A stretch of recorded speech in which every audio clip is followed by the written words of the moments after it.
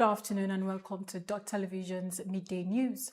I am Kechi Chikudi. First, the headlines.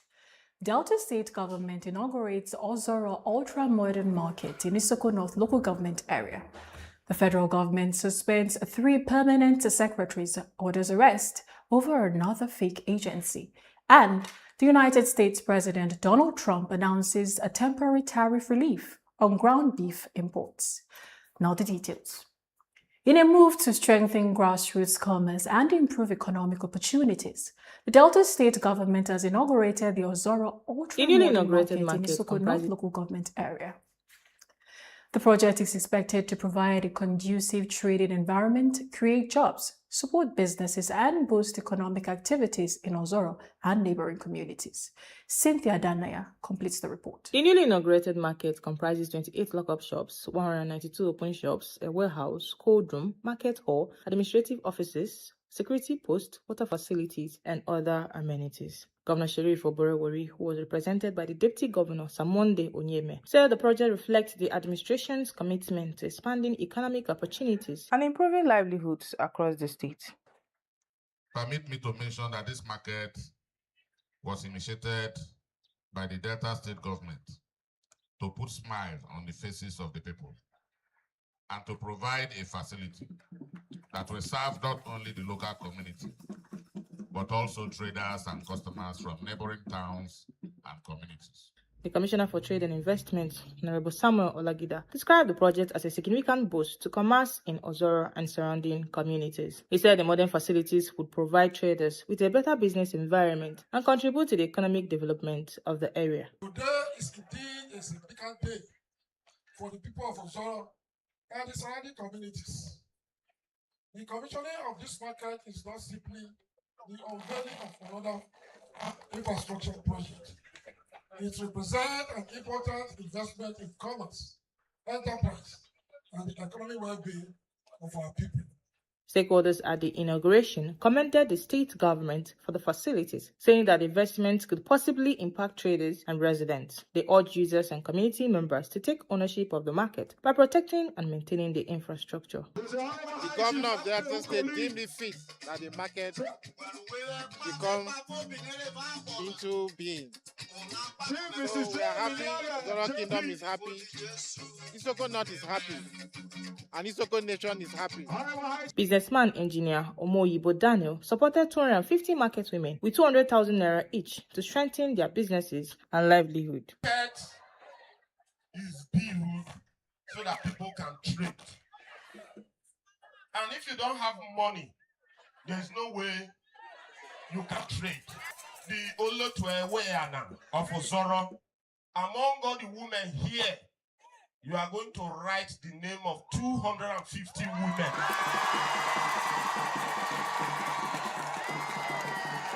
And I am going to empower them with 200,000. Beneficiaries and stakeholders described the gesture as an encouragement to small-scale traders and women entrepreneurs. It's going to release so many people, those that are trading. In fact, we cannot really mention this. The governor have tried a lot. With the inauguration of the Ozoro Modern Market, residents are urged to protect and maintain the facilities for the benefit of present and future generations. Cynthia Adanaya reporting for Dott TV. The Delta State government has dismissed allegations of an assassination plot against Senator Ove Omagege, describing the claim as inconsistent with the security record of Governor Sheriff Oborewori's administration. Commissioner for Public Information and Rural Roads Charles Aniago stated this during a media briefing, assuring that the government remains committed to protecting the lives and property of all residents, including political opponents. Success Benjamin completes the report. Aniago cited increased funding for security agencies, improved inter-agency collaboration, and sustained efforts to strengthen security across the state. The commissioner advised Senator Omagege to focus on his campaign for the Delta Central Senatorial District, stressing that Governor Oborewori is not a candidate in the senatorial election. And so we want to advise our brother Senator Ufiomo Agigi, to just think of what he will tell the people he wants to do in Central, and to know that the person he's contesting against is Ede Dafinone, not Oborowori. And for him to also realize that Ede Dafinone has done well and is still promising more, so that he knows that he has a bigger assignment rather than looking for stories that doesn't add up. He said the administration would remain focused on development, attracting investment, and maintaining peace and security across Delta State.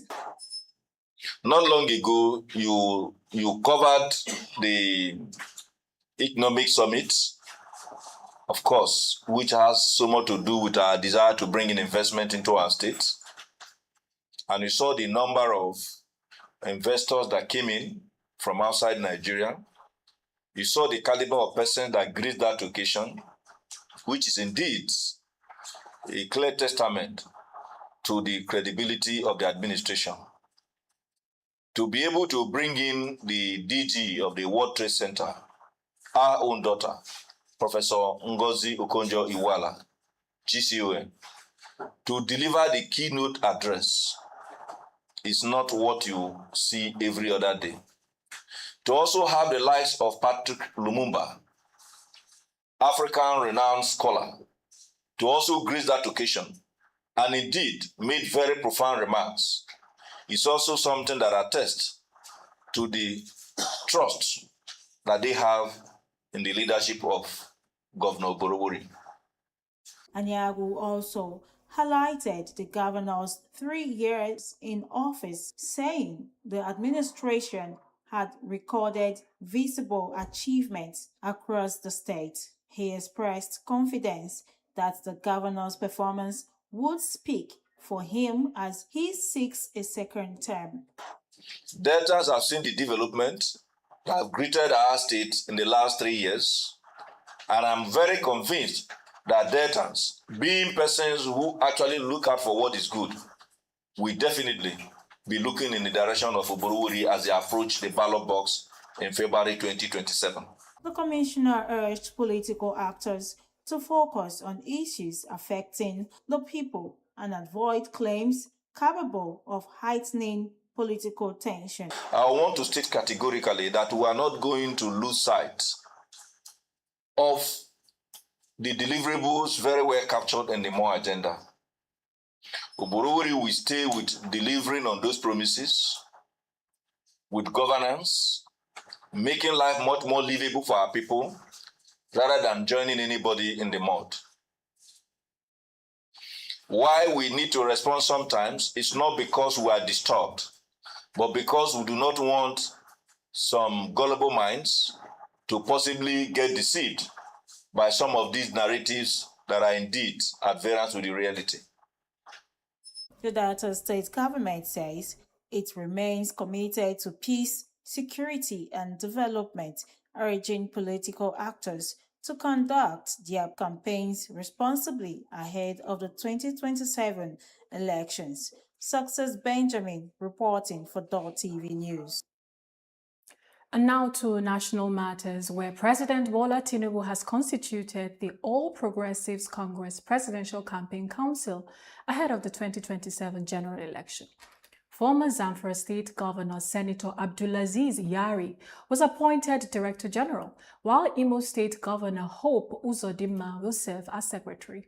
Tinubu and Vice President Kashim Shettima will serve as Chairman and Vice Chairman, respectively. The APC National Chairman Netawe Yulwatada was named Vice Chairman too, while Senator President Godswill Akpabio, Speaker Tajuddin Abbas, and Yobe State Governor Mai Mala Buni will serve as Deputy Directors General for the South and North. Other appointments include Adams Oshomale for Mobilization, Femi Bajabiamila for Administration, and James Falake for Election Planning, Coordination, and Monitoring. Tinubu charged members of the council to work tirelessly to secure victory for the APC in the January 2027 elections.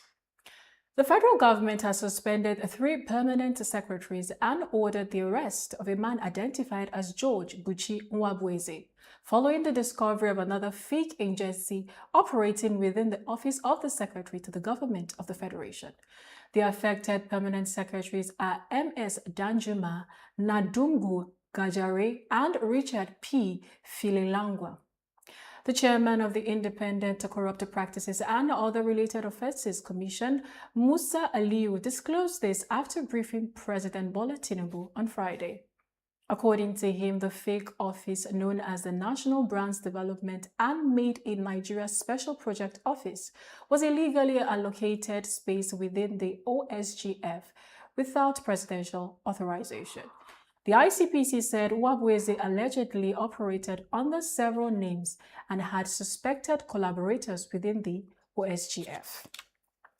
The development follows the earlier discovery of 3 other fictitious government bodies, including the Presidential Foreign Intervention Promotion Council, as investigations into the activities of fake agencies within the federal government continues. Peter Obi, the presidential candidate of the Nigeria Democratic Congress, has challenged the President Bola Tinubu and other 2027 presidential hopefuls to publicly defend their records and programs before Nigerians. Speaking at a conference marking the start of the campaign season, Obi said candidates must engage voters directly rather than rely on proxies. Obi said the 2027 election should focus on competence, character, capacity, and policy rather than ethnicity, religion, or political patronage. He pledged to tour the country with his running mate, Rabiu Kwankwaso, to hear citizens' concerns and present their plans. The former Anambra governor said his administration would prioritize production, security, education, healthcare, infrastructure, and human capital development. He urged political parties to campaign peacefully and called on Nigerians to scrutinize the records and proposals of all candidates before making their choice. And in other news, the former Vice President Atiku Abubakar has criticized President Bola Tinubu's economic reforms, arguing that the removal of fuel subsidy and foreign exchange liberalization have worsened the cost of living crisis.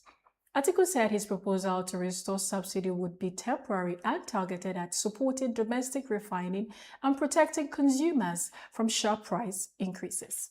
He accused the federal government of failing to adequately cushion Nigerians from rising petrol, transport, and food prices while questioning petroleum sector under-recoveries and other government expenditures. Atiku also challenged the administration to explain billions of naira in petroleum and federation account revenues. The federal government, however, maintains that fuel subsidy removal was necessary because the scheme had become financially unsustainable. The administration says the reform has increased government revenues and allocations to states, while Atiku insists that economic success should be measured by improved living conditions for Nigerians.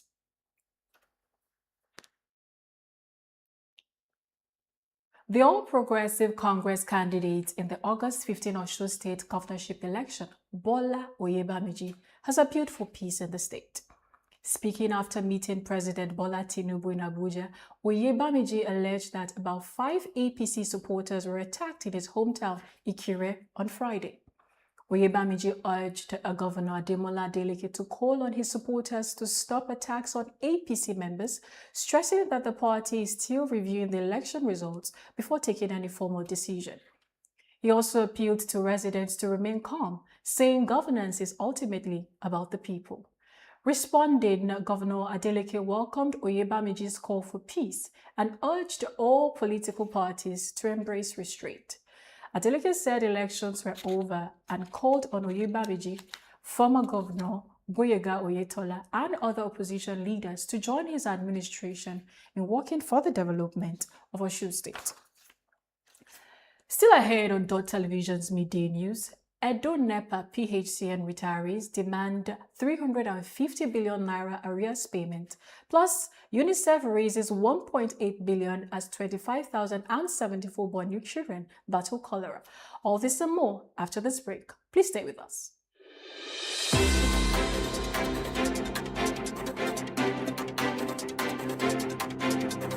In the heart of Asaba, where the street tells the stories every single day. From the corridors of powers to the decisions shaping governance and politics in Delta and Nigeria.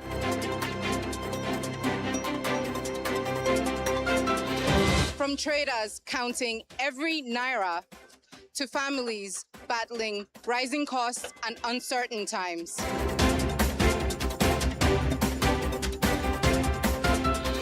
From football pitches to sporting successes to the major developments making the headlines all over the world. And from the untold human stories, the struggles, victories, resilience, and hope of the everyday Nigerians. This is the news beyond the headlines. Dott TV News are your trusted window to stories that truly matter to the people. Here, we don't just report events, we tell the human stories behind them.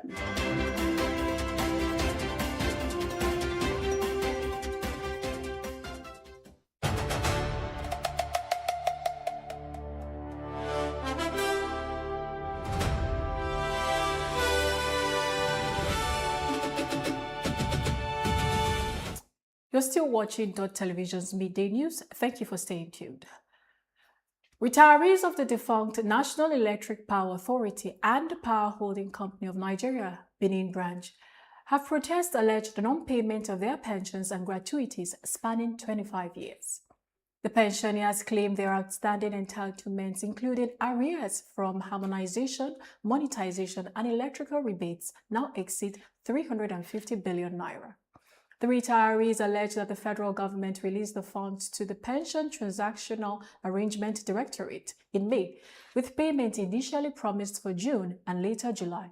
They expressed frustration that the promised payments have not been made. The pensioners appealed to President Bola Tinubu and the PTAD to intervene urgently, saying many retirees are struggling with medical expenses and basic needs, while some colleagues have died amid the prolonged financial hardship. And now to the foreign scene, where the U.S. President Donald Trump has announced temporary tariff relief on ground beef imports, allowing up to 300,000 metric tons of foreign beef into the country over the next 90 days without the usual out-of-quota tariff. The move is aimed at reducing rising beef prices as Americans' consumers face persistent inflation ahead of the November midterm elections. Trump said the imported beef would be sold at 25% below market prices, but cattle producers and ranching groups strongly criticized the decision.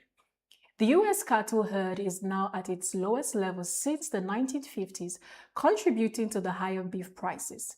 Despite the shortage, demand remains strong, with the U.S. Department of Agriculture estimating beef consumption at 29.4 billion pounds this year. Trump has also ordered an investigation into meat packing companies over rising red meat prices as his administration seeks to bring down food costs. The United States and Canada have failed to reach a new trade deal, triggering 50% tariffs on Canadian imports. U.S. Trade Representatives Jameson Greer said Canada declined to finalize an agreement on the terms discussed earlier in the week.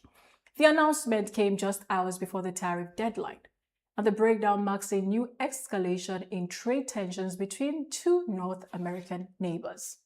Both governments had been negotiating intensively in recent days in an effort to avoid the tariffs. UNICEF says it has raised $1.8 million of the $25 million urgently needed to tackle Nigeria's cholera outbreak.